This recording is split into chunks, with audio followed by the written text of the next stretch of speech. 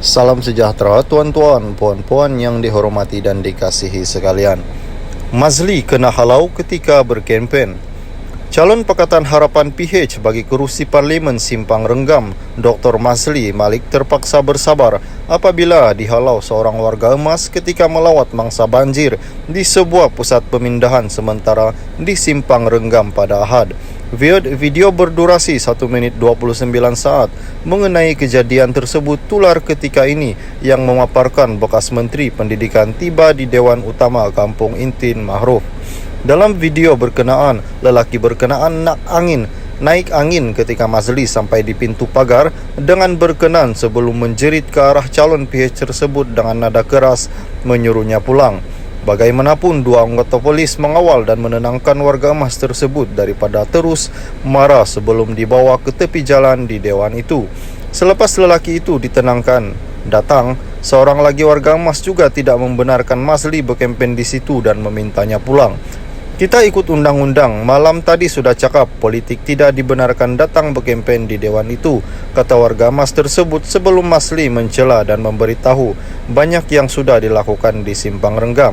Mazli berkata beliau sudah hampir 5 tahun berkhidmat di parlimen itu dan antara yang susah diselesaikan masalah air dan sampah selain membawa restoran makanan segera McD ke kawasan berkenaan.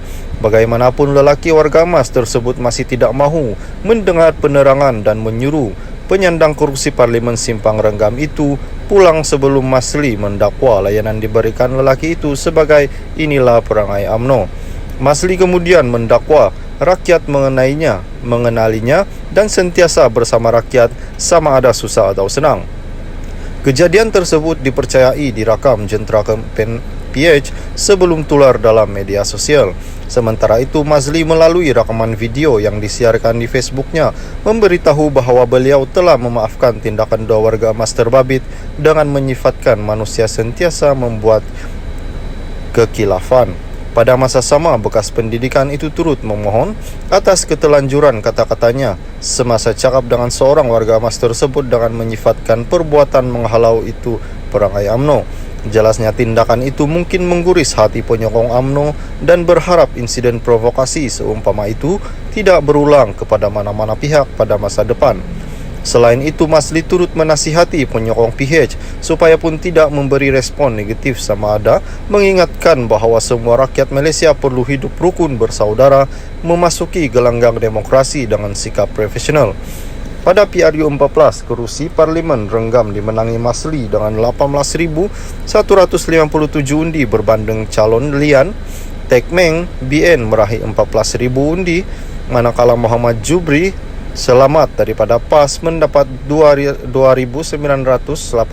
undi. Mazli menang dengan majoriti 3,475 undi. Pada PRU 15, Mazli akan berdepan menggerusi UMNO dan BN Johor Datuk Seri Hasni Muhammad Fazrul Kamat daripada PN serta Kamal Kusmin daripada GTA.